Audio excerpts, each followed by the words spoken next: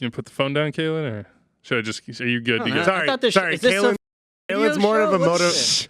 I thought this was so relaxed. I'm fine with you. If you're I thought this was a relaxed thing. This is not a relaxed show we're anymore. rolling speed on 3, It's 1, 2, 3. 2020, and now this is you guys have gone corporate. Just take off this New Mexico. You're too corporate. This is what? I mean, come on. New Mexico. He's got the soccer I gotta for all. put my So hat you're straight. talking about I gotta anybody put my being- hair. I gotta brush my hair. I need hair and makeup. From New York, you are listening to Extra Time, driven by Continental from the AT&T MLS studios in Midtown Manhattan. I am Andrew Wiebe with my partners in soccer, Broken Adrian Heath, David Goss, Calen Carr, Matt Doyle, still shuffling around somewhere on a pair of broken feet, but he'll be back. Rumors around town, by the way. I think What? it's an Athletic report, but unsure. The Athletic. Depends on who published it at the Athletic. That Doyle can actually walk. Yeah. He might have milked this. To break both feet at once. That's the only people I've heard of doing that is Looney Tunes characters. That's Like Roger Rabbit. That They is- just healed. They immediately healed. That is hard to do. It's bizarre. Yeah. I don't know, man. He says he can't be here, so we're going to do it without him. We have a great show for you. Julian Gressel of DC United. I almost said Atlanta United. Of DC United will join us here in a little bit. And we have a couple interviews from LA with, Peter Vermes talking 2019 struggles, Iko Para, all the changes, why they're spending now, Sporting Kansas City. Bruce Arena on man management. I had to ask him, Diablo, Marco Etcheverry. I've heard so many stories about him and how he approached some of his DC United days, especially after wins in his DC United days. So we'll talk about him, LD, Beckham, Keane, and then we have Brian Schmetzer to address the Bobby Warshaw brouhaha, and also what it's like to be a lifer in Seattle, both indoor, outdoor, and just a legend. So strategically this year, after last year and our relationship with coaches, let's say it was a bit rocky. Yeah. You've gone out to Los Angeles. Would you say pandering or sort of softening the blow, a peace offering? What's the strategy? It was a little bit like Doyle with his Twitter fans, so probably pandering. Okay. Yeah, a little bit. Yeah, we smart. Handshake with Adrian Heath, just trying to mend the fences. This is what Andrew Wiebe thinks of you, Adrian Heath. And that's not true. I didn't do that. You did that. You broke the gnome. You broke the gnome. And look, we did the biggest news on the last show. The biggest news is Ilsinho is back. Boom. The Union making their annual 1-year contract signing. Beautiful. And also the games have started in preseason. So, Calen, were you on Pinerol's Instagram watching the grainy stream that was LAFC's 2-0 win? Subreddit, all of that. Just everywhere. No, I've been Just watching. buzzwords. If I'm going deep, I have been going deep on the Philadelphia Union U12s because these kids have been watching Ilsinho. I don't know if he's been training them in the off season or doing sort of internships because these kids, it's sick. You should watch them. Yeah, I saw a couple of Yeah, it's sweet. It's sweet. All right, look, let's talk about Major League Soccer in a real way. And we will start with this, which is be patient, because, Calen, I'm going to out you a little bit. You came in and said, it feels like the offseason's been a little slow. I don't know what you're talking about. And I didn't know what he was talking about either, because there have been a ton of big signings. Wrong room to walk into with that this morning. You walk in and be like, outside of Chicharito. Right, you're watching. Everybody's like, are you kidding me? Have you looked at the transactions page recently? And by the way, I just want to preach a little bit of patience. Pity Martinez was signed last year on the 24th of February. That would have been 3 days ago. And then you have Iko Para traded a couple days later. Wouldn't have happened by now. Carlos Gil would not have been signed by the Revs. And Bumwang would not have been signed by Vancouver. Those happened on the 30th of January. Alexander Matricha and Sam Johnson a little out of place here. Sorry, Sam. The 2nd of February. Yeah, but Andrew, it's a leap year this year, so it throws all your timing off. Gotcha. Yeah, we forgot to talk to Taylor Twellman about that. That was a real mistake. Nani didn't come till mid-February. CJ Sapong was traded to the Fire in late February. Alexander Pozuelo went to Toronto in March. Abera went to NYCFC in March. So be patient, everybody. Signings are coming. You're saying this to me, basically. Signings already happened. Thank you. Yeah, I know. So let's do it. 5 teams have broken signing records already this offseason. Wow. Boom. That's like an Atlanta United attendance record. It's like nice. They just keep. It doesn't really matter. It's made to be broken. Wow. Okay, gotcha. How about this question for you then? Who's had the best offseason so far? And you can define best however you want it, just as I have defined biggest however I wanted it. And in the mailbag, people ripped on my signings piece as well. So Dave, start us off. Best offseason so far. I don't think this was easy, which is a positive for a lot of teams. I think I went with Columbus Crew.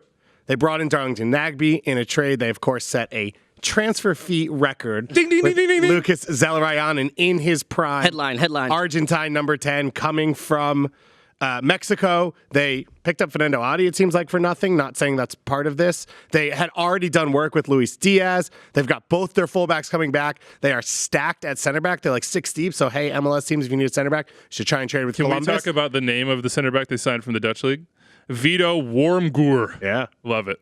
Love it. And by the way, that's just how I look at this league. Yeah. You know? No, it's good. It's a great name. That's it's good. it's a beautiful name. Aiden Morris, by the way, they signed as a homegrown at Indiana, and supposedly he's been dominating, I think, U20 camp for the U.S.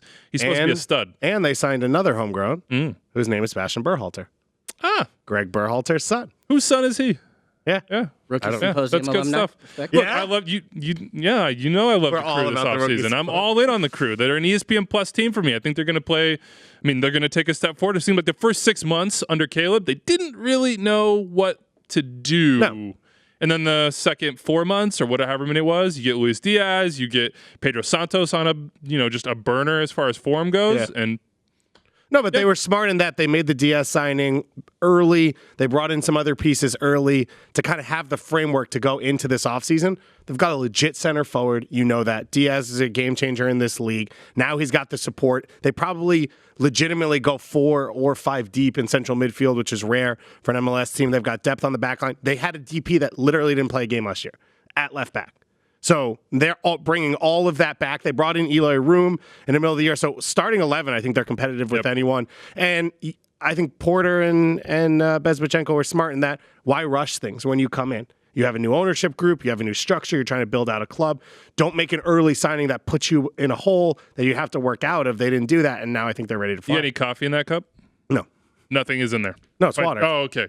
I was going to pour one out for Dwight Burgess. Yeah, the voice of, legend. Yeah, the voice of the crew will not be back for the 25th season. So But shout out to him. Congratulations to him for all he's done. I mean, we've all been around this league for a really long time, and we all know some of the people that have helped build this and stick around and care about the game. Dwight Burgess, one of them. And if it's a health reason, our thoughts go out to him. If not, we hope that he comes into the stands and just enjoys the game. Congratulations on 24 years. Calen, best off season so far.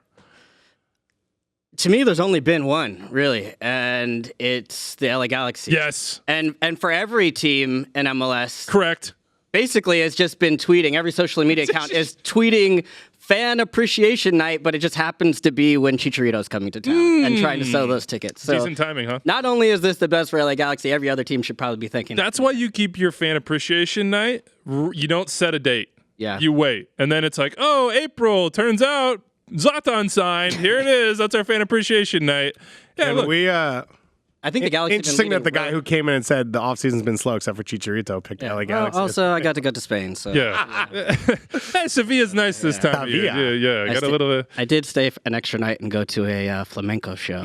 Nice. Very nice. It's a stressful grind. Yeah. I don't know if you Calen. saw Rosalia on the difficult. Grammys last night, but yeah, this was it was part of Gotcha. the experience. I've seen you on the gram. Very relaxed, maybe doing some yoga. We won't go into that right He now. said the Grammys. Oh, I see. Grammys. The gram. Yeah. Rosalia, a Close. up-and-coming Yeah. My bad. Latina pop star. Yeah, okay. My bad. I'll check her out. That's your I'll check her out. that's your category. Okay. I just heard the gram and my mind went It to lives one place. But back to the signing. I mean, actually, I really believe that they have had the best offseason because it's not just that. You get Christian Pavone. Who's been there. Yeah, lock it in. Yeah. They didn't know that it was for. I mean, we kind of knew. Yeah. It was gonna. You still have to do the due diligence. But at the same I also Katai, as far as upside goes, I don't know if there was anybody that in a change of scenery might actually be a better player than we've seen of Katai, especially consistency-wise. And you add those pieces around him. I also like some of the other moves they've made. Sasha Kleshtin, we've seen the Orlando City bounce, shall we call it, where a player you think doesn't have a lot of quality or value left and goes to another situation and finds himself still a very valuable player. Do we call it the Orlando City bounce? Is it the purple bounce? Is it the lion bounce? What is it? Whatever it was, that was one of my favorite moments in ETR in a really long time. Yeah, that was a good Yeah. moment. But Calen just come out. It's the Orlando City bounce. I firing. mean, it's everybody knows it. It's fair. No, but I could see him having the type of impact that we've seen older central midfielders, Benny Feilhaber or Lee Nguyen going to LAFC. That type of signing, I think he has a lot to offer them. Wasn't Danny Acosta at Orlando City for a hot second too? He was on loan there last year, Oh, apparently. there we I don't go. know how Maybe that that's worked. another Orlando City bounce. Yeah, I mean- now they're like 8 deep at And left Sua's back. the other left back there. Mm-hmm. Yeah. Yeah, Oh, by the and way, and then and then I just think, obviously, Chicharito. I don't think we've had a chance to really see what Barcelona wants to do with this team yet. And I think a big part of that, obviously, was the big number 9 they had last year, which changes the way you play. And if you look at Schelotto and the way he's managed before, the type of number 9 that he's used before has been a hardworking, industrious grinder that can get in the box, score goals, pressure defensively. These are the qualities that Chicharito is going to bring, and then you add those pieces outside of him that are going to be able to unlock defenses. He's not going to need to drift into the wings or make runs in behind to the corners because that's going to be where they find joy on the width. Just get in the box, finish in the box. I think we're going to see what Schelotto wants from this team in a way that we haven't seen yet from this Galaxy. Light my votive candles at my LA Galaxy shrine. Baby. LD, Yeah. bring out the best in this guy. man. Pavone, I think we're going to see the best of him. Katai, I was reading, not in Polish, via Google Translate. Przemysław Fremkowski had an interview, and they were saying, who was the guy that impressed you the most in that Fire team last year before he comes for preseason? And he was like, they have Basti, and Nemanja Nikolic is a great player, Nico Gaetan, everybody knows him, but he's like, Alexander Katai, his form was too up and down, but when he was on, this is a translation. He didn't say he roasted people, but he basically said he roasted people. Yeah. So And this now, the thing was, he probably wasn't good enough to have the team built around him. He's like the 5th best player in this attack. So it's going to be perfect space for him to just, as you say, roast people. yes. Can I just throw out some honorable mentions before I go on record with mine? Colorado Rapids. Yeah. Good offseason so far. You're building on something that was very, very good over the last 4 or 5 months of last season. DC United. We're going to talk to Julian Gressel. Of course, Ola Kamara came in late last year, but Yamila Saga-son, Edison Flores, they should probably be in this top 3. Dallas, you went in on the Franco Jara. I'm with you on that one. And Sporting KC, underrated offseason as well. We're going to hear from Peter Vermes in a second. But let me shout out the Portland Timbers because they were in a weird spot heading into this offseason. A lot of it was hinging on Diego Valeri. Could they get that job done? Could they figure out how to keep both sides happy? Could they figure out how to not give him a DP deal? Because if they did, their hands would be tied in some ways. Well, they did it. They got him on TAM. That was step 1. They need another center back. They go on TAM. They get Dario Zuparic. We'll see. He could be great. He could not be great. Julio Cascante has been okay, but you have Larry Smabiala. That looks like a good pairing and some depth with Bill Tuiloma as well. Yimi Chara. Don't know. Could be, could not be, but you got your DP and you went out and you spent money to do it. Timbers have never been afraid to do that. And then Pumas said goodbye. Nothing official yet on MLS's side, but Felipe Mora, he's a stud. He's like, what was your reference? Franco Jara, 4 years younger? Yeah. Legit fox in the box guy, can score goals. As you mentioned, I think with Chicharito, they're dirty, they're scrappy, but it's consistent. He's always around the 18. One of the question marks around the Yimi Chara signing was he doesn't score a lot of goals. Yeah, but he creates a lot of opportunities. This is the type of guy who's going to be on the end of that and just finishing for fun. He like in 2.5 seasons with Pumas, 30-something goals. Cruz Azul as well before that. Ude Chile before that. He was the leading teams. He scored a bunch. I don't know if he's the leading scorer in Chile in that year. He scored 18 one year, 14 another year. Here's the best part. He's a TAM player, according to Sam Stejskal. That's a rumor, not necessarily a report. If Paul steps up and says something, it's a report. Correct. But that's a great signing on TAM to get that quality of a player. And then there's the DP Polish guy, Jaroslaw Negozda, who's still not in. I hope that's working on that for a while. I haven't worked on that at all, but Google Translate, I'm hoping, did me right on that. And they didn't lose Valeri. They didn't lose Valeri. Yeah. So now, what do they play? Could they play a 4-4-2? And then you have Yimi Chara and you have Sebastian Blanco on the left, and you have a 2-striker setup, and maybe a Bobasi floats in there, and he's probably going to be gone for the Olympics. I just look at their roster, and if they get Christian Paredes back, they're deep everywhere but right back, and they have Jorge Morera, who was good last year. So props to the Portland Timbers. I think you've had a very good offseason. TBD what happens with that, the CBA, because maybe some of these signings look like a little bit different at that time. Maybe you can buy them down with TAM. I don't know what's going to happen there. Can I throw a little salt on your plate, or should we not do that now? No. Oh, sure. Actually, you got salt? Well, I would just say... Is that something that happens? I don't know. What do you... Salt on parades? I don't know. That doesn't even make sense. How do I... Rain. Can I put a little rain on your plate? Exactly. I would just say I agree with everything you've said. I think the Timbers have had a good offseason. I think they've improved their teams. There were things going on off the field with Brian Fernandez that affected his ability to perform for them. But as a player, he does more than what Mora does. They've lost that. And maybe pure just like connection and being locked in is better. They struggled to score goals at home last year. I don't think they've fixed that with the way the players they've brought in if they're going to go with the same like-for-like system. Now, if they think going to a 2-forward system and maybe playing a little more direct, allowing those guys to isolate with center backs, play off each other, all these other ideas can work for them, fine. But if it's take the talent you have and then plug it into the system you played last year with Valeria a year older, with Mora less of a guy who can come outside and create, I don't know that they've improved, but I would argue last year I thought they were a team that could have gone to MLS Cup if Fernandez had stayed locked in, so maybe it doesn't matter. All right, look, a little bit of old, a little bit of new for the Portland Timbers. A whole lot of new for DC United. No Lucharu, moved on. Now they have, in large part, a new team, and Julian Gressel is part of that. Let's welcome him to Extra Time right now. Julian Gressel, Atlanta United stalwart and now a DC United player, which sounds kind of weird to me, Julian. Does it sound weird to you, or has it hit you yet? I don't know. I haven't really thought about it that much. I mean, it's something new, that's for sure. I'm excited about it. And, I'm just open-minded, and that's kind of the mindset I have going in. So, it's just something new. We're used to you in Atlanta United colors. We'll get used to you with DC United. But this move and the preamble to the move was very public. Everybody kind of got to follow along. Explain to me maybe why you took that route with these negotiations, I guess I'll call them, and how it all happened from your point of view. Maybe even start us back at exit interview 2019.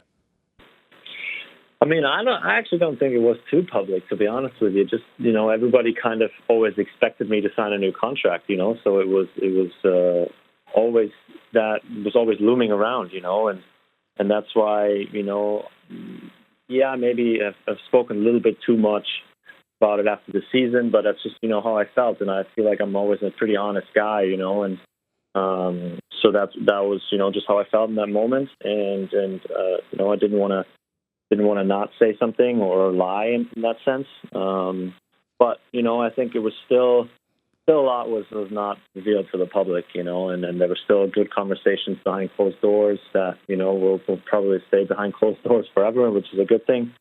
It was just a difficult process for me overall, to go through all that, kind of towards the end of the season when, I was ready to sign a new contract. We were ready to sign a new basically after we won MLS Cup, but I never really got to a point where I felt comfortable with it. So it kind of just dragged on and dragged into this off season. And then once it kind of became clear a bit more of what it's going to look like, then, it was for me, it was a bit of a shock, where I always thought I was going to stay in Atlanta. That was always the consensus, but it ended up not happening that way, and that's okay. Like I said, I'm excited that the whole process is done now, and I can just go back to just playing.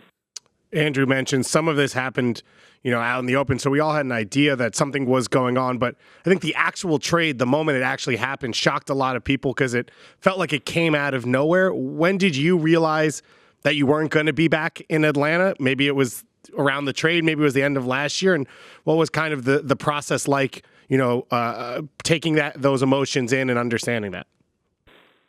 I think for me, the first time I really thought that I wasn't going to be in Atlanta was right when I reported for preseason. We had some good conversations right before, with me actually involved as well in the conversations before. It was always more of front office and my agent.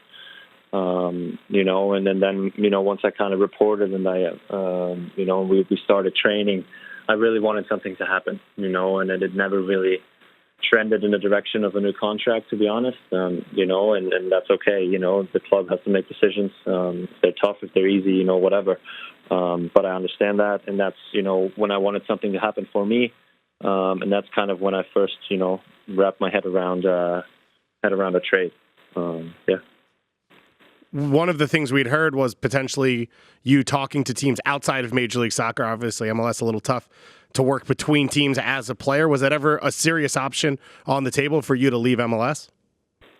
I think they weren't too serious. There was always some interest, from what I've heard.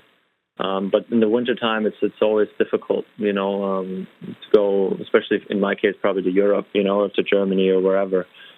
Just because teams, they rather have or get players in that window to really strengthen the squad and really have a sure thing. And for them, that was a bit of a too risky move, I guess, in that way. But we had a couple teams that, were ready to make offers where, if it really got to a point where I really wanted to pursue that, I think we could have done that.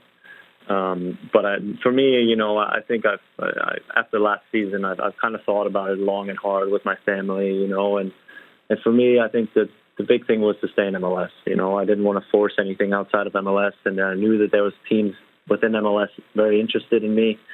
And I knew that the league wanted to keep me as well. So it was always the first option was for me to stay, and I'm excited now, like I said, for a new opportunity and a new team here in the U.S.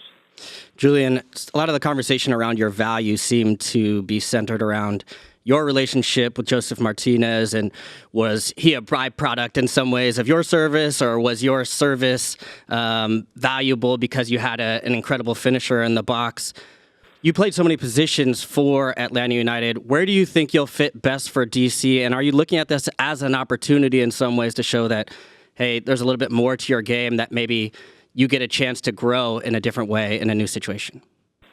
Yeah, for sure. I'm coming in here not as a draft pick anymore. It's a bit of a different situation, where DC, obviously got me within a trade, and then I wasn't quite cheap in that way either. We can be honest about that. I'm excited for this new challenge and new opportunity for me, but I think the big thing for me personally is that I've never seen myself as a draft pick. I've always wanted to be a guy that was up there with all the stars that Atlanta bought. If that was Josef, that was Pitti, that was Barco, I've never seen myself as lesser than those guys. And I think I've shown that on the field. And in terms of how I fit with DC, I think, we're very early in preseason. I'm excited for the new challenge. I'm excited for a new coach, and get some more input, from his end, and kind of see how he thinks I can develop my game a bit more. I'm happy to be here. I'm excited to fit into the squad and kind of figure out a role. Where that will be on the field is TBD. We'll figure that out as we go along in preseason, and hopefully we can put a good team out there that can compete every weekend. Julian, you're killing. Matt Doyle and Ben Bear working on their depth charts right now. You got to give them a little something here. Are you a right back, a right mid, a center mid? I don't think I'm a right back. But if it's that, I think that's the consensus in general. Where every coach I've spoken to doesn't really see me as a right back. If there's need be, obviously I play that, but I don't think for an extended amount of time I'll play that too often. It'll probably be one of the other 5 spots that I've played. So let me ask you this straight up. We watch you play week in and week out. We watch the whole league. We just mainline this stuff. Are you the best crosser of the ball in Major League Soccer? Well, I don't know. I guess, you gotta look at percentages, and then I guess you can look at stats in a way, but I feel like if I can pick my head up and pick a ball out, and then I'm feeling good in that moment, then I can deliver a pretty good cross. Yeah. So I don't know if I'm the best one or not, but I think that's definitely a strength of mine. Where I can really isolate if it's Ola now or a second runner. We'll see, but it's definitely a strength of mine, I think. How long does it take to build that chemistry? We talk about you and Josef, and obviously he feasted on what you brought him. Now you have Ola Kamara, you have these other pieces, Edison Flores, Yamil Assad, yada, yada, yada. How long does it take to build that chemistry? How do you do it? You just practice, you just play, with each other. You talk about things, and sometimes it goes quicker, sometimes it takes a little bit longer. Like for me and Josef, it took actually a bit. It wasn't always right there, and it wasn't easy either. I think I was in a spot where in the second season, especially obviously when we won MLS Cup, I think the second half of the season is when we really started clicking. In the first half, I remember that I was getting frustrated a lot. Of kind of just like missing here a yard, there a yard. He makes the first post run. I play the ball to the second post, so cut it back. Little things like that where I actually get pretty frustrated about it. So, obviously it's a work in progress. It's both sides, where me and Ola have talked quite a bit actually now already. We're just getting into more tactical shape and more playing out the back, and then, kind of going how we want to approach the final third. So, it's a natural process where we just go through moments in practices and in friendly games and in real games to talk about. And, we just kind of learn from those and hopefully get on the same page really, really quick. Happiest man in MLS. Got to be Ola Kamara. Has to be Ola. He's got to be jacked about this. Look, you're going to be playing with Paul Arriola, and we've heard a lot about U.S. national team ambitions. For those of you out there who are listening that don't know, Julian, can you just kind of walk us through maybe a timeline and your perspective on perhaps one day playing for the U.S.? I think the timeline is still a bit out, so nothing that can come in the near future. I think I'm eligible for, getting naturalized or citizenship in 2 years, April in 2 years, I think. So still a bit out, obviously I've always said that at this point, if I'm still at a high level and then, I can't get the citizenship at that time, then I would love to. I would also love to be a part of the national team, and then represent the U.S. I'm very, very excited for that opportunity if it were to come, but for now I think it's so far ahead in the future that I just want to keep playing at a high level, and put myself in a position, a good position with DC United, this season, next season, and then we'll kind of see where it goes for the national team. If there's a future or not, we'll kind of worry about that when the time's right. All right, man. Makes sense. One more. We've talked about you as the player over and over in here, and that's what people see week to week on the field. I want to talk to you about you, the human. Your life as a pro in a lot of ways. I mean, your married life, your place in the community. Like, Atlanta was so many things to you, I have to imagine. As a human now, like, it's just as a person. What are you going through? What is your family going through? What are you thinking about outside just the nuts and bolts of, like, where will Ben play me? What will it be like with DC United? How are you feeling right now? I'm excited. Obviously, I look at Atlanta, and it was home for us. We were very happy there. We've made a great impact in the community. I was very well liked around the city, which is obviously very nice. And to leave something good is always difficult, but at the same time, I'm excited for a new challenge. And I think I'm a guy that likes to have new challenges and new opportunities and new adventures. And to be able to step out of our comfort zone again now, and while we're still pretty young, we haven't started a family yet, just a dog. Me and my wife are excited about this new step in that way. As growing as a couple, as a family, and growing individually as people. And then if you speak about guys, like obviously, now with Kobe, obviously very, very tragic there. But if you look at him, for example, of kind of the impact he makes on people on a daily, daily. That's something, I definitely see him as a role model and strive to do as well. Obviously, I can't do it in that big of fashion, but, things like that come to mind where, it's a new opportunity, it's a new adventure, and I'm excited to grow. I'm excited to learn more and make an impact, in a different city, hopefully in a positive way. All right, man. We're excited to see you in D.C. Got to find that dog park, yeah? Definitely, we will, I'm sure. All right. Thank you, Julian. Good luck this season, man. Appreciate it, guys. Thanks. Big thanks to Julian for joining us. And big thanks to him and to you too, Dave, for asking the tough question. He's not a right back, he says. I got to know. He says he's not a right back. Yeah. And we sat on this show and we said, he probably is going to play right back. It's interesting. What's interesting about the attack for them is you have guys who can all play a couple of positions. What's Paul Arriola's best spot? What's his best spot with this team? Edison Flores the same, a guy who's played out on the left, who's played as a 10. Emil Assad, a guy who maybe with this trade for Gressel isn't one of the starting players in this team where we thought 2 weeks ago he was a locked-in starter. So you got Ola Kamara in the middle, who's a pure goal scorer. The question is, how do you create around him? How do you do enough work? All of these guys are capable of that, so it'll be interesting to see how Ben Olsen handles getting them all in. You don't put that type of money down for a right back. That's fair. You don't put that, but you have a DP at right mid. Right. You have Paul Arriola. And then Emil Assad is a TAM player, and he scored a ton of goals for them when he was there. And then in central midfield, Felipe. Center midfielder, Paul Russell Arriola? Canals. I don't know. Junior Moreno. Like, they have They traded Eddie for Segura. Felipe last year. Yeah, they have Felipe. Eddie Segura plays for LAFC. Uli Segura. Uli, I don't my bad. know if he's even Eddie's good, too. coming back, but yeah. I think he'll play a more advanced role. Do you think he starts at right midfield? Again, I'm with you, Calen. You can't pay a mil for somebody you don't start, right? Well, definitely. How could you just sit him on the bench? No, But I disagree on the right back statement. Just because the league spending has changed, and if that's what elevates you, if you play through one wing and he overloads and creates chances and it fits with what Paul Arriola does. Who cares, right? I would put Paul Arriola at right back quicker than I would put Julian Gressel at right back. Really? Yeah. I think the quality that you get from Gressel going forward is going to unlock. I understand the speed element is a part of it, but as a right back, you can overlap and you can get up and especially if you tuck in Gressel into the middle a little bit at times, or you give him a little bit more free. Am I going galaxy brain, just kind of imagining what you're talking about and thinking that maybe that makes Paul Arriola a more effective attacking player? Because he's not the focal point, and everybody's going to flood to Gressel to stop the service, and then he's on the overlap. But now you've got a DP right back, which is fairly rare in Major League Soccer. I don't know. You got a TAM. It's either a DP. It's either a DP or it's a TAM right back, right? Yeah, it's one or the other. All right. Before we get to Peter Vermes, but complementary skill sets. No, I agree. I'm fascinated to see how Ben Olsen does this, and I appreciate that Julian Gressel was like, "I've been here for like 3 days, guys. Like, let's just pump the brakes on exactly where I'm going to play." Aaron Long.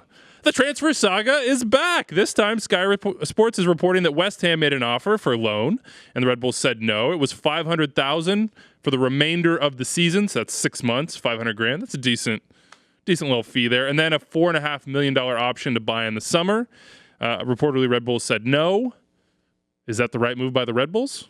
I mean, what's going on here? I probably wouldn't do it if I was them. Not with the offseason slowly going along and how important Aaron Long is for their team. And they've lost lost Bradley Wright Phillips, and I don't know that they've totally replaced it. So I would say the core of this team is their defensive stability, and Aaron Long is the biggest part of that. He makes Tim Parker a better player. I think he makes Kamar Lawrence a better player. You're changing goalkeeper for the first time in 7 years. So I think for everything they're building, he's a crucial part of it. Now, if they're on the verge of making a few signings and a little bit of injection of money gets them over the line, then maybe now would make sense to do it. But from everything we've seen with Red Bulls, it's not like he's 21. Like, he's kind of in his prime now. So this is your last chance to sell, but it makes sense to me that they would keep him and continue to be competitive throughout 2020. And the flip side, Calen, is a player's perspective, which is this is probably my last chance to move. I want to move. It seems like he wants to move. And so then how do you manage that relationship over the course of the year if he's like, why did you say no again? I think it's a struggle, right? It's something that Chris Armas is going to have to manage in the locker room and has had to manage. This isn't a new thing. This has been a topic that's come up. It's come up again. They've had to continue to basically quiet it out. Yeah. But they've also committed to a philosophy as a club. And I think that in a lot of different ways. And I think that's a part of it where they've invested a lot into him and they see real value in him too. So if they can go to him and sell him on that, that's important. But it's still hard because, it's hard not to look over your shoulder, especially if you do feel like that window is closing. But it's a classic case of the value maybe that somebody else sees in him is lower than necessarily what he means to this club right now, which is a good story to tell the player. But at some point, if he's continuing to struggle with this, it might be something where they may have to move on. The sell would be, one, a raise, and two, you're on the verge of cementing yourself as a starting national team player. Why put yourself in a situation where you may not be a starter? Be the 2020 MLS Defender of the Year like you were 2 years ago, and make sure right at the beginning of Greg Berhalter's cycle, you are one of the first names on the sheet. And the flip side of that is, if you're Aaron Long, you're probably thinking, I'm good enough to go play. Let me go see. And if I'm playing for West Ham, I'll be in that 11 no matter what. But you don't need But Chicharito didn't play for West Ham. You don't need to be playing in the Premiership to be playing with the national team right now. It's not at that same point right now where you have to be playing abroad, or you have a coach that looks at it in that way, or the staff there is looking at only players in Europe. Like, that's totally changed now, and it's a brand new thing. So the opportunity, I agree, the opportunity is in front of him, but he needs to refine his form in MLS. And a part of that is letting go a little bit of that conversation, that talk. But that's also just the reality of MLS now. You're going to have interest, you're going to have offers, and it's something that clubs have to manage increasingly. And Kamar Lawrence came out earlier and said, I don't know if I want to be here. Aaron Long's thinking, oh, I could stay here, but maybe hit us with a couple signings, like some big-time players to take us back to where we were as a Supporters Shield winning Red Bulls. We'll see. Look, a good offseason on the other side for Sporting Kansas City. I chatted with Peter Vermes in L.A. for about 10 minutes on a tough 2019, how he's building this roster, a.k.a. why they're spending money now, and what he thinks about that Iko Para trade about a year in the future. We'll take a listen to that right now. Be right back. All right, 10 minutes with Peter Vermes of Sporting Kansas City. Peter, let's talk about the changing MLS. I feel like we do this almost every time at these sort of preseason events with you. A big fee for Alan Pulido, more for Alan than the fees combined in the history of the club. And it feels like every time I see a signing, it's a club record signing. What's happening in Major League Soccer right now?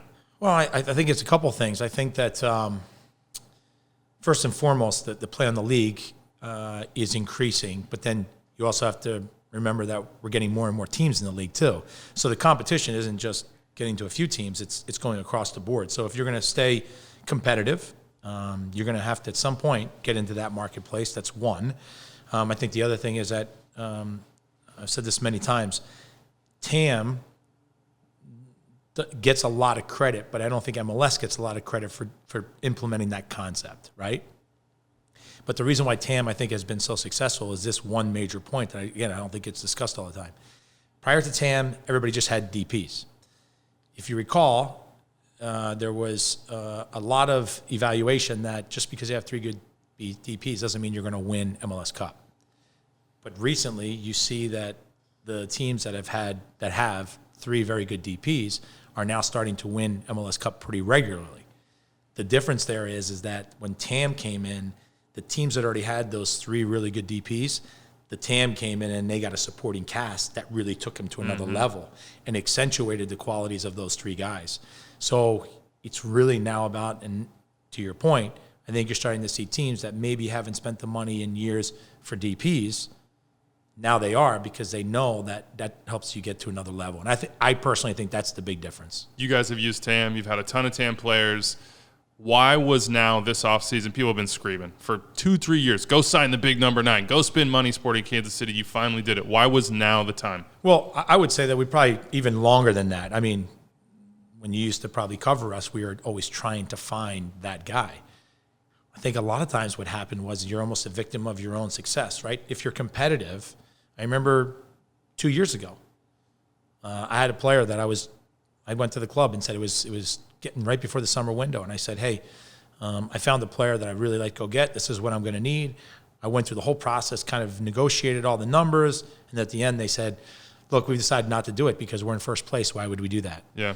Well, you start to think, well, why would you do it? Is because, of course, you want to do it because you want to get over the hump. Yeah. Right? You want to get to the next. Because 2 years from now, as the league progresses, you need that extra player. Correct. And so for us, I think it's a combination of things. I think last year wasn't the most successful year that we've had, in a long time. But it's not an emotional reaction because it's something that has been discussed for years. It's more of, I think that there's an understanding that the league is changing. We've also invested in a lot of other areas in our club, academy, our second team, and now it's come full circle, and everybody realizes that there's a few areas that we need to make some acquisitions in. Again, our academy, our second team, all of that is going to help us develop players for certain positions on our team. But when we can't develop a player, just like, say, Barcelona, where Barcelona developed a lot of players within their club, but they didn't develop Suarez. They had to go out and acquire him. And it's the same thing with us. We don't have a number 9 that we are developing, so we need to go out and find one of those guys. And that's why Alan was our number 1 choice, and we're fortunate to get him. Sustained success has been sort of the hallmark of Sporting Kansas City. How difficult was last year for you? Emotionally, how was it difficult? The part that was difficult was, and I'll submit this forever, and that is, we had a really good team. The injuries they were debilitating. Physically, mentally, everything. And it really hurt the team in that regard. But we had a really good team. We had a good roster, everything. But when you sustain as many injuries as we did, you lose the competition within positions. Your training, your standard of training drops. All of those things have a major effect. So that part was very difficult for me, in that I knew what we had. We just couldn't realize it. Felt like you were beating your head against the door. Another one. Yes. How do you personally deal with that year? Outside of we can't control injuries. I mean, you yourself. A lot of evaluation of everything. Not just, hey, how do we play, but what are we doing with our equipment, like with our equipment managers? How are we traveling? Like analyzing everything, which is not a bad thing. No. Because it helps you evolve. It helps you get better in areas that maybe you thought were really good, but now you realize, hey, something has to change. And then it also invigorates you a little bit, because if you're a competitor, you don't want to go through that again. And so what can you do to protect yourself against that happening again? And so off-season training program changed a little bit. Preseason is going to be a little different. Finding new players that are going to bring in an excitement, a desire, a different motivation, which is going to help all the other guys that have been around. Alan Pulido, I don't want to necessarily go into him. You've talked about him so much locally, nationally. But I do want to talk to you about Liga MX and why it seems to be the market du jour right now. Everybody's going to Liga MX for goal scorers. There's been success. That's the obvious reason why. But why is that the market at this particular moment for Major League Soccer? For us, I can speak for us. We had looked, when I tell you we looked at so many players, it was crazy in that position all over the world. And what it always kept coming back to with him is that he's from our region. He understands what it's like to play in CONCACAF. He understands what it's like to play within the kind of climates that we have to play in. So the acclimation of him into our team, into our league, is not going to be as severe as it would be from a player from Europe or South America, because it's different for here. The travel, the number of games. The Mexican players, I always say they're very tough. They're tough mentally as well. And to come into this league as a foreign player, if you come in with this idea that it's going to be easy, you get knocked out pretty quick. Guy like him with his mentality, if you look at even his team this year at Chivas, they weren't the best team. Yeah. But when you watch his play, he played every game like it was his last. That kind of mentality works in our league, and more importantly, in the way that we like to play. Those are the guys I look for. And so that strong mentality and then the acclimation aspect, very important to us, and that's why it was an easy choice to go there. I know you're not a guy who will say, I have a ton of regrets, but one of the big storylines of last year was Iko Parra's departure from Sporting Kansas City and what he was able to do in conjunction with a lot of guys at Minnesota. You got a boatload of TAM. Your record in trades is very, very good within the league. Is there any part of you that wishes that you still had Iko Parra, that deal was not something that had to be done, at least in that moment? Yeah, I think it's absolutely. But it wasn't my choice. Ike, the record's really clear on this. We had done, I think it was 2 or 3 contracts in a row, renewed his contract year after year after year. And the unfortunate thing is that contract was done in the media. And you know me for a long time. And I love Ike. And we're very close today. I love the guy. I think he's a great guy. I think he's a great player, all those things. But I think the unfortunate thing is that it went beyond the point of being able to rectify it. He got to a point where this is what he wanted to do. If a guy doesn't want to be with our team, then it's hard for me to say, hey, I'm just gonna block you and not keep you here. I'm just not that kind of coach, and more importantly, I'm not that kind of sporting director. And so when he wanted what he wanted, it made it very difficult, because I'm just opening up the door for every other guy to come knocking on it. And again, if that situation would have been done differently, maybe it could have been managed. But it was done in a very public forum, and unfortunately, it happened the way it did. I also don't think that Ike could have saved our team last year either. Yeah. But it doesn't minimize the fact that Ike is a very good player, great guy. And look, I went and got him from from San Jose. And when he needed to have an escape route. Yeah. And I also stuck with him for 2 years in a row when he injuries. had, season-ending injuries. So I knew the value of him, and again, not just on the field. He's a great guy. So, But I'm happy for him. It's not like when he left us, it's like, oh, I hope he has a terrible year. Yeah. I'm happy that it worked out well for him. He's a good guy. He's good for the game, and he's good for a team. So it's no wonder to me. I'm not like blown away that he was, had the success and the impact he did there. I wish we had more than 10 minutes. We don't. Peter Vermes, thank you so much. My pleasure. The time is now, says Peter Vermes, to spend money, and they are doing it. Kind of a big offseason for Sporting Kansas City. Kind of a terrible pun I made there. Did you get it? Gary Kinda? We haven't talked about him. They made that. Oh, yeah, we did. They put it on the scoreboard. They put it on the scoreboard. Everything, it's official now. Everything I've heard from my sources in Israel, in the homeland, he actually sounds somewhat similar to Felipe Gutierrez, like high technical quality, likes to push the game forward, athletic. So it'll be interesting to see, do they play together? And you have someone who needs to cover a ton of ground defensively at times. Or Ilya. Yeah. Feels Or like Roger someone might be the else. best option Yeah. there. Or is he a rotation player in? Or do they change the shape a little bit? So it'll be interesting to see what happens going forward. What's interesting about them having the biggest offseason is it felt like they had to come from really far away. So I think that's why people aren't locked into saying they are an MLS Cup favorite now, because they've spent all this money, because they fell off so far in 2019. No one knows where's their starting point to figure out where they're at right now. Fair. We don't know the starting point for Inter Miami. They're brand new. They still have 2 open designated player spots. As is tradition now in Extra Time, we try to speak things into reality that we want to happen. And I want Rogelio Funes Mori to sign with Inter Miami. Reunite him with Diego Alonso, please. Get this man there. And now the rumors are starting to heat up. Okay, I'm giving you an option. Him, Roger Martinez, or Edison Cavani on massive money. Who you taking? Probably Edison Cavani, Well, it's right? not my money, Yeah, true. right? Okay, it's fine. Take Edison Cavani out of this then. Roger Martinez or Funes Mori. Who would you rather have if you're Paul McDonough and Inter Miami? Let's just say the amount of money If I was is a lot. Diego Alonso, I'd rather have Funes Mori, because I've worked with him at Monterrey and he was successful under me, and he's consistent. Like, one thing is he will score goals if you create chances for him. That's what he does at Monterrey. That's what he's done his whole career. He's, I think, 3rd all-time leading scorer for Monterrey in probably one of, if not their greatest moments in their club's history.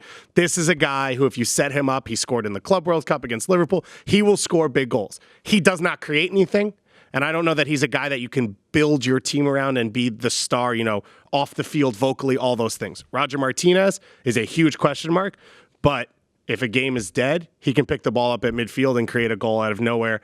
And I think he'll connect with the Colombian fan base in that area.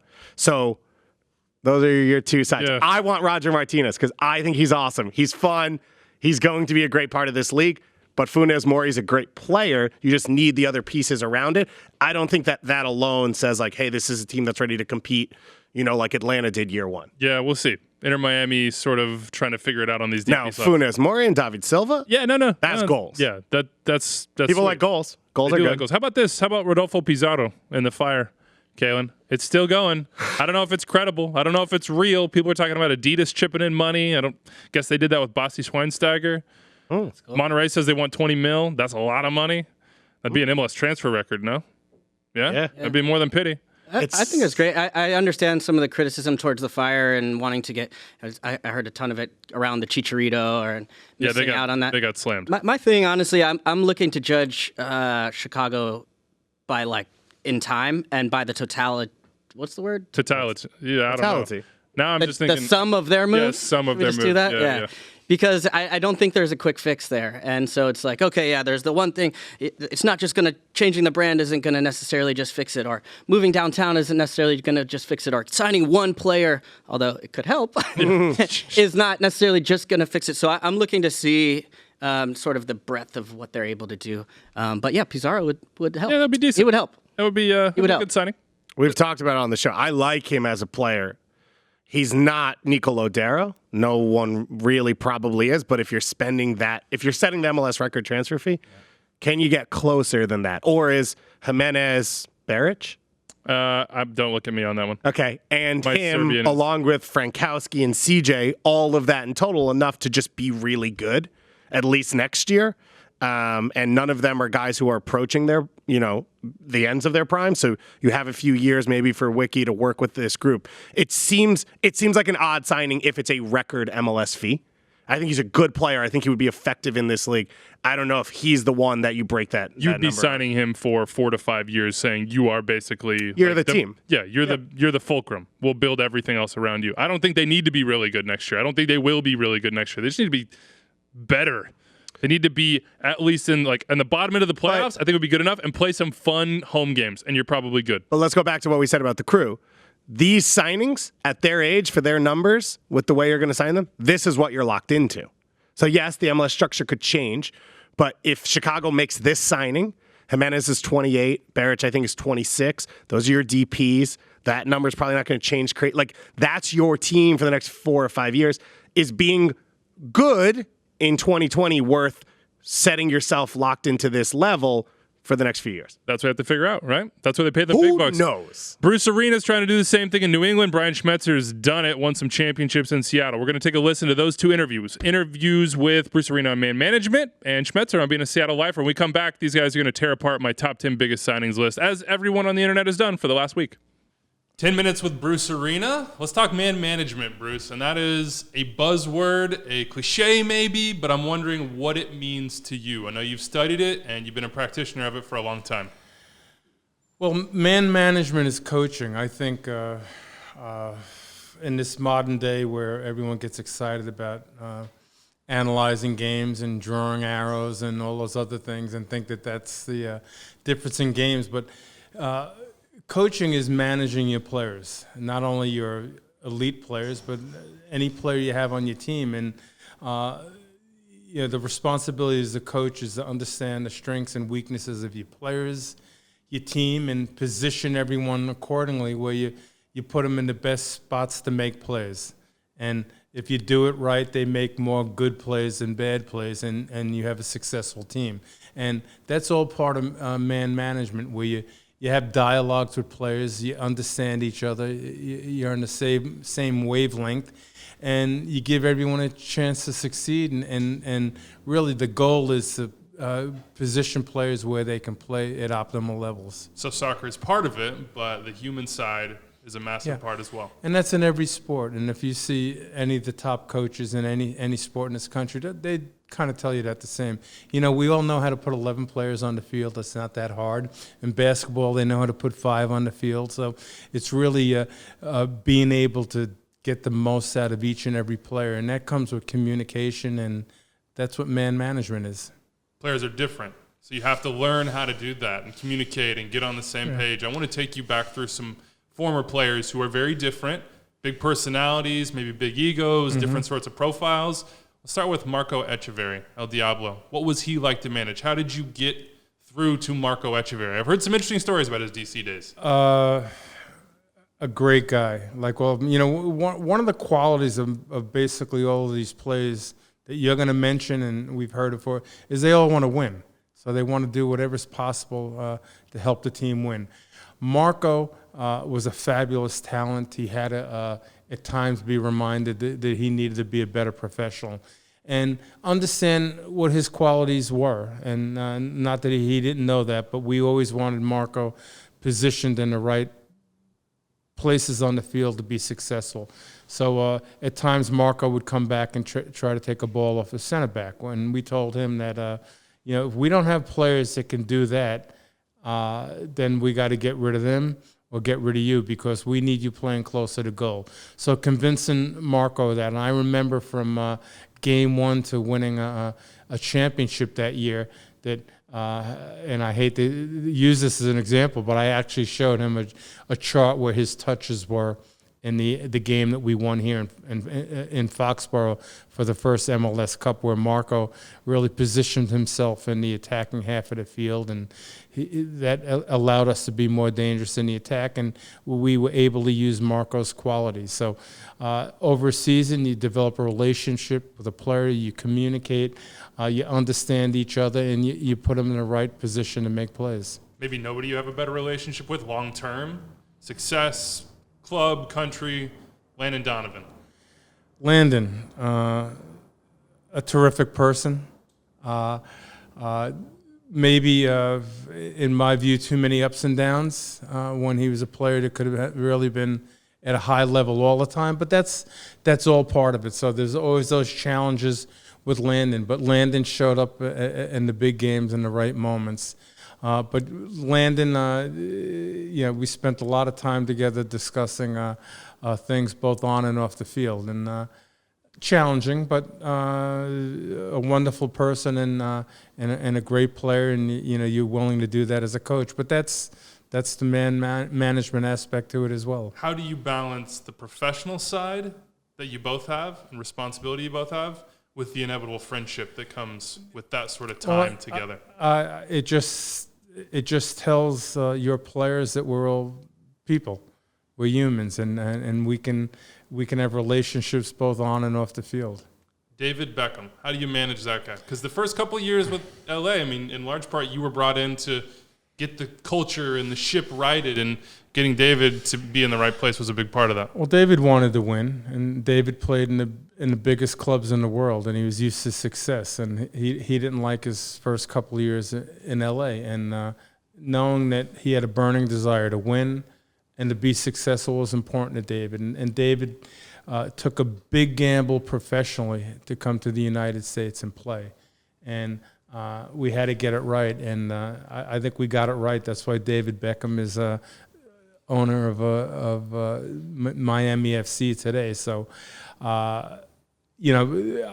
again, I go back to saying one of the characteristics of all of these people is they want to win, and and it's not always easy that they always want to do it the way you think they should do it. But at the end of the day, you develop a relationship and you reach an agreement on how we're going to work together to be successful. What would you characterize that agreement with David like? How did you communicate with him? What was your relationship like? Yeah, I think David probably, obviously, coming to the United States is a heck of a lot different than playing at Manchester United, and the relationships and the way we view sports and all of that. And just getting, and David would probably hate to admit to this, get more Americanized. And he couldn't be the player he wanted to be in Europe and the United States, and he had to understand what our culture was about. But at the end of the day, he's such a good person, and in my view, very underrated as a player. I think he was absolutely a world-class player, and he did a lot of great things for our team on the field, and he did a lot of great things for this league off the field. Robbie Keane helped you guys win some titles. He is fiery. We know that. Footballer. What's that mean? What's that mean when you say that? It's in his blood, 24 hours a day. He wants to play, and not a guy you could enjoy more. He's just a great competitor. Wanted to play, and wasn't real keen on doing a lot of fitness work. So what I did with him is I camouflaged it a lot, and we just trained another 15, 20 minutes. And that's what 8VA is for. Yeah. 11's 5v5, guys. Yeah. Get it running. But Robbie, just a great player, great teammate, great personality. Really another guy that wanted to win. And, I think if you look at the history of this league, I would challenge you to tell me how many players had better careers than Robbie Keane had in Major League Soccer. I have heard that he did not suffer fools gladly on the training pitch, let's say. People that weren't maybe able to or weren't willing to do the things that he thought they should be doing. Is that characterization correct? And I think David Beckham was the same, and one thing you have to say about those guys, when they stepped between the lines, it was all business. So for a coach, that's great to have those kind of personalities around your team, because it raises the level of play. It raises the commitment your team has towards being successful. Last one for you, and we'll get you out of here. Who have you learned the most from in this sort of arena? Because it's not just soccer, it's management. It's our bosses, everyone's boss. You learn every day. There's not a day it's exciting to me. You learn something every day. And just in professionally, I keenly observe coaches in every sport in our league.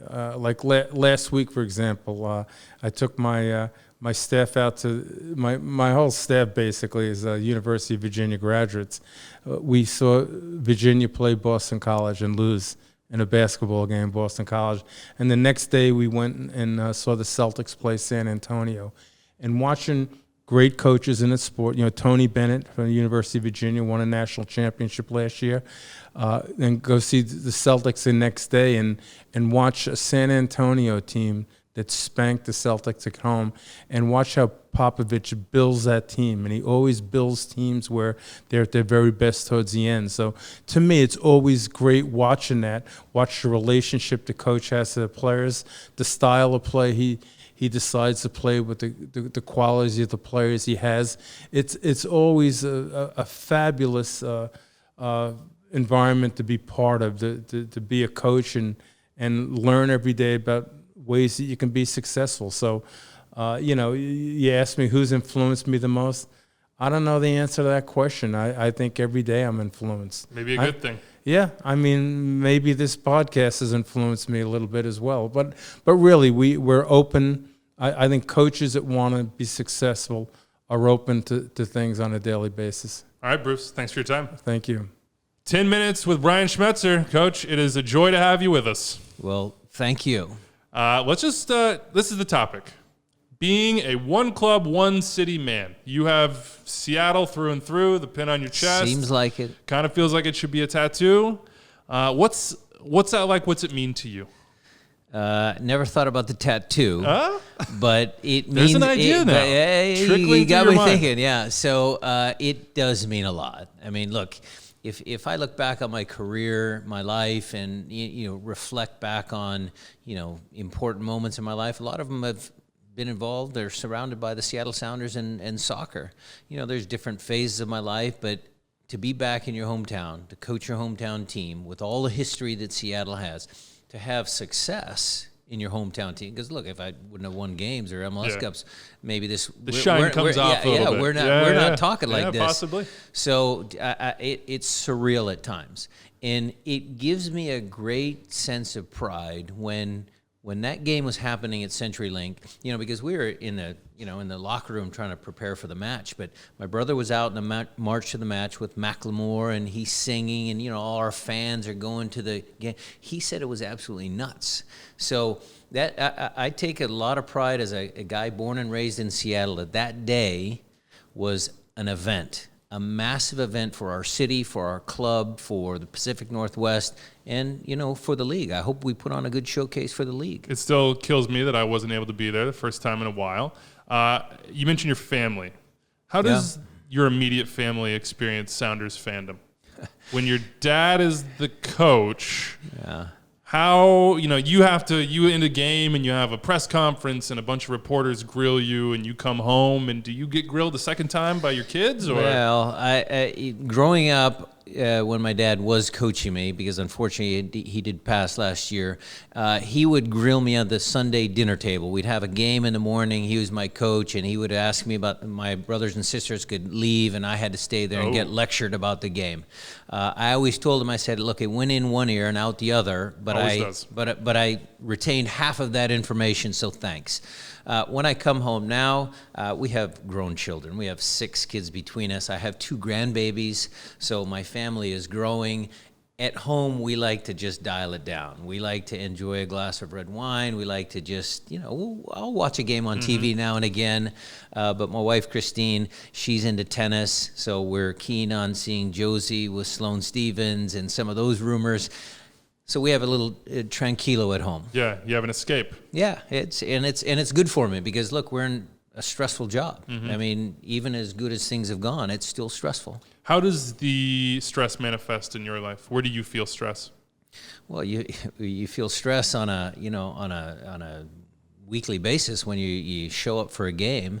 Whether you're the underdog, whether you're the favorite, whatever. This league is getting harder and harder to win. I mean, look, in 2009 when Zig was here and I was the assistant, there was not as much stress. I mean, I felt I was a pretty good assistant to Zig. I could ask him questions. I'd try and, add what I could. I went through the exercise. I mean, Zig was a great mentor to me in the sense that every time he made a decision, I would go, okay, what would I have done? I put myself in his chair and his shoes and said, okay, what decision would I have made? Even all of that training, even all of that experience I had with Zig, it's different when you're making those decisions. And so it's stressful. It's pro sports. What's the hardest decision you had to make last year, thinking back? That's actually not a hard question. So Javier Arriaga comes in, plays against LAFC. We beat the Supporter Shield, best team in the league, best team ever. He's a starting center back. He puts Vela on his butt in the first, sets a tone for the game. And then I bring Roman Torres in for the final. That was a very difficult. The coaching staff went back and forth. Some of the guys were going, "You're nuts," because Javier played well. How was that conversation with Javier? Because he's the future. Well, Roman's gone. Roman's in Miami now. Yeah, I mean, it was challenging. But look, I have a policy that I'm always honest and I don't overpromise. I don't say things that I can't deliver on.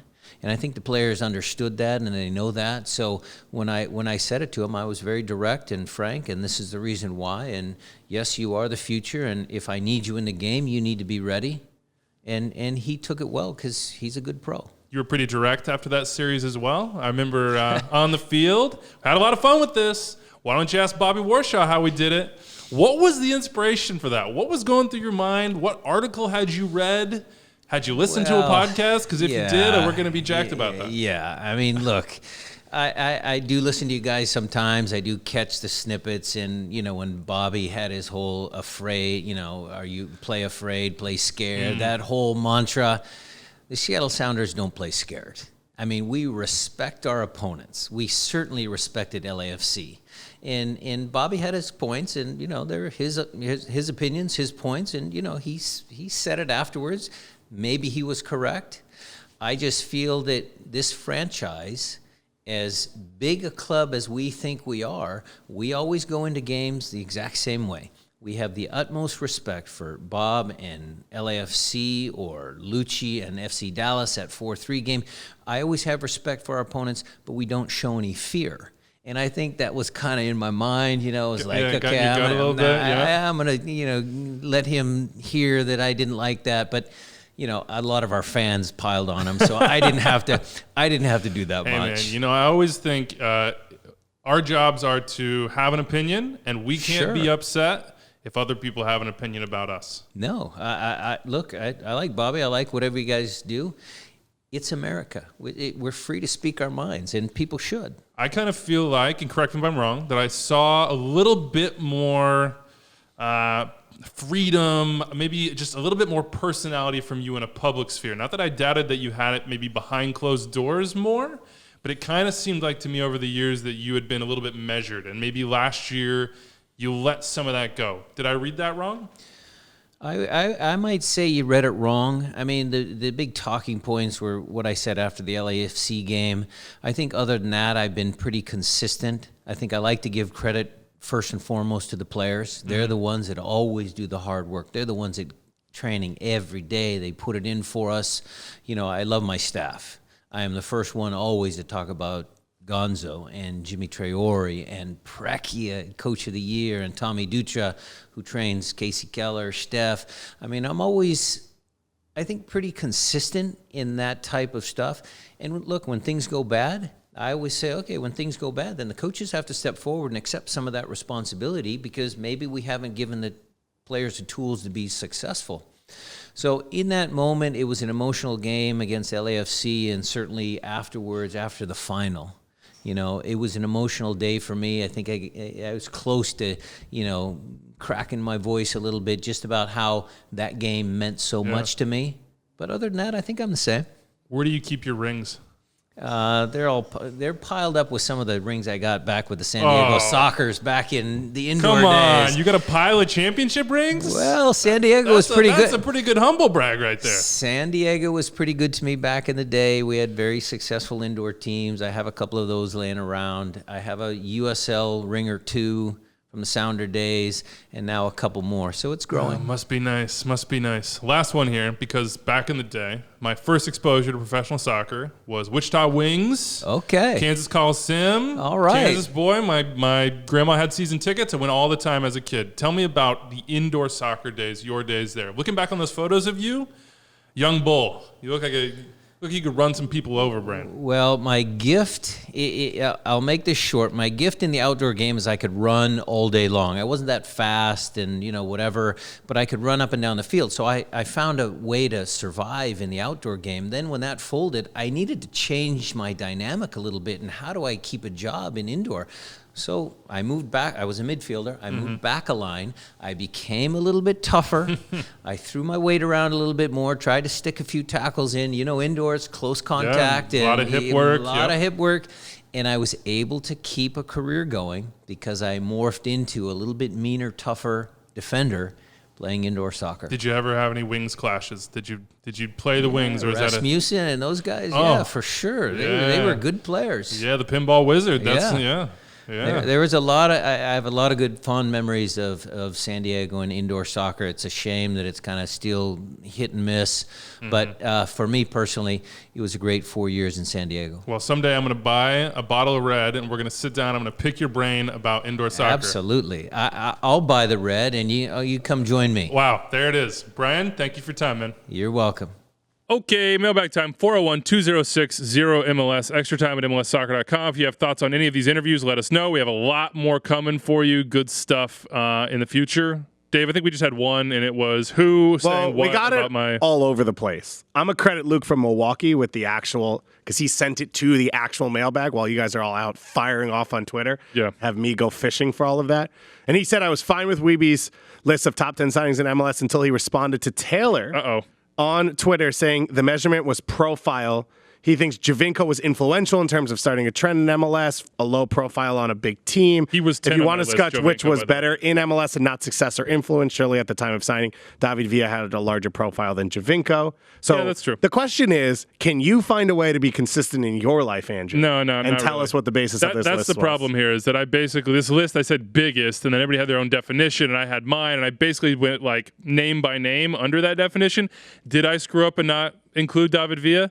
Yeah, I'm willing to say right now that I should have included David Villa. And is that your biggest regret? I don't tweet much. I really don't tweet, but when it starts to turn against you and it's like David Villa, and you see all these things, what does that feel like? Is that stressful? No, not at all. I felt like, I just let the world burn, baby. This content is getting all the engagement. Okay. I actually didn't even intend for this to be a thing. Like, I wrote it. It came out on Tuesday. I had written it maybe 4 days before that, forgotten about it, this entire top 10 list, because I thought the whole column was about Chicharito. And then MLS Social, the geniuses that they are, work up a little graphic, and then all of a sudden I wake up, it was on Friday, I wake up and my mentions are just burning down in front of me, and my kid went down for a nap, and I just leaned into it. So, yeah. I just leaned into it. Because what else you were going to do? You were going to be on social media anyway. Probably. Now how many lifts a day do I get? What's your lift Phone number? lifts. I hope it's not as many as I think it probably is. So you went David Beckham Villa. 1. Yeah, Beckham was one, easy one. I went Chicharito 2. Which That was your hot take to get people to click on your article. I thought it was not that hot. Pretty straightforward. Zlatan, Henry, Kaká, Wayne Rooney, Cuauhtémoc Blanco, Didier Drogba, Carlos Valderrama, and then Giovinco. And their basis was? My biggest, who had the combination of profile and newsworthiness at the moment they were signed. So don't include any of their MLS performances, stats, accomplishments, championships in there. If we did, obviously Robbie Keane would be up. If we did, obviously David Villa probably would be an MVP. I think David Villa Donovan probably gets in on your first. He does, and I screwed that up. Wouldn't that be the case against Giovinco? Yeah, that is the case. Yeah, that's why. But I was thinking in his prime, right. Juventus, Italian national team. But see, if they're going to do that, now a guy like Carlos Vela has to come in the conversation, because if you're talking about moment they came and how it affected But the remember perception when of he the club came, and he league. was on loan for another 6 months, which is also how David Villa was, which is why I talked myself out of David Villa, because he came, he went to Melbourne, didn't he? And then he was training in a warehouse with RJ Allen. With Melbourne. You want to hear a story? Yes, except... Yeah, Hold on. And I can't confirm this. This is just a rumor. But I heard a rumor that when Zlatan came to MLS and people asked him who one of the best players was, and they said it was Giovinco, he was like, oh, he used to clean my boots. Keeping the legend alive. Okay, so that's a good story. But Can't be in the top 10.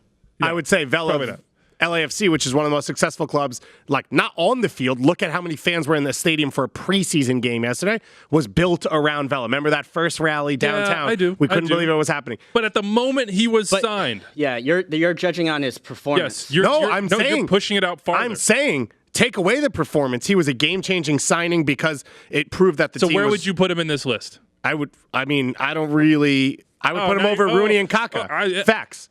Potential. Straight up facts. Ballon d'Or winner. Champions League winner. 8 years ago. World Cup winner. It doesn't matter. That's his profile. When he signed, they were packing $65K into whatever the bowl was, the Citrus Bowl, 2 times at least. Yeah. He was huge. It was going to give me attendance records over here at Atlanta United. He was the highest paid player in the league at the time. It was big. But everyone knew he was on his last legs, and it was a different type of signing. That was a lot of people's critique of this list. They were like, oh, this is like the all-retirement 10. And I was like, nah, that's not what it's supposed to be. We could do the all influential, and here comes Miguel Almiron. Fine. Now, some other regrets. Landon Donovan. Yeah, I told you this when you made the list. It's hard because it's hard because of when he signed and the way he signed. His profile for the Americans he came to San Jose huge, also. Others, Clint Dempsey, there was a lot of hype for that one. Remember? Yeah, Pretty big number. You mentioned one in the rundown meeting. Yeah. I want you to just put it out there. Freddie Adu. Yeah, and I feel like that one was probably a miss too. Freddie Adu, honestly, I mean, at that point in time, I think I saw something as far as like away attendance by like the biggest away attendance ever, and he's still in like the top 5 or top 3 of that, of everywhere he went. People wanted to go see Freddie. You have to ask yourself, also how many people were going, like, what's the, it also helped that everyone was in an NFL stadium back then, so there were a lot of seats. Yeah, but he is a part of our history, and I don't think we should forget him and what he was able to do as far as lifting up the league in a way that it really couldn't break through it in any other way at that time. I think our unbiased producer, Anders, wants us to put in Alvaro Fernandez here, so Flacco gets a mention. Flacco, big signing on that one. And Blazing Kufo. Yeah, Blazing Kufo, for sure. I was thinking about that. Freddie Lundberg, back in the day. What's some other... Christian Tiffert. Yeah, Christian Tiffert. Yeah, he said it about 7 times in my ear. These Swedes have a long memory. Yeah. As far as best value, Chris Wondolowski's got to be up there. Hey, that's a different list. But not from outside the league. It's a different list. Yeah. See, Javinko. To me, Javinko goes like number 1 on that list. On best value. Like value, difference, perception. I thought his signing was such a game-changing moment. It's like 3 other lists. You're like it's like influential. How about that? He influenced the league in a certain way because he was an MVP. Signing. He was. He won a That's championship. influential. I would have loved to see. I know it's not possible, but if you could take this is like a perfect for extra time. Is this some fake universe, right? Yeah. But if you could take Cuauhtemoc Blanco when he signed then and put him into MLS now, like social media, with the media coverage, around him, the celebrity, like the way that the leagues are collaborating. Can I ask this question? If he was in the league now, how much stuff would be out there on social media off the field? That would be... Well, yeah, he was lucky that there wasn't as much social media, period, at that point. Well, he's the mayor of a city now in the social media age. So I think he's a governor. Yeah. Oh, he's a governor now. I think so. I think it's a dangerous situation. What a climber. What a climber. Got a lot of love for Qua. I've been wanting to do that movement episode for the longest. Make it happen. Yeah. Flood Adam MLS with all the requests for that one. Do you think he'd know who you were? I hope I'm not trying. I have to maybe put on the headband. Grow the hair out a little bit. Yeah. Grow the hair out a little bit. All right. Big thank you to Julian Gressel for joining us, and Peter Vermes, Brian Schmetzer, and Bruce Arena for taking the time to sit down out in Los Angeles. That's it for us. We'll see you on Thursday, everybody. Enjoy your week.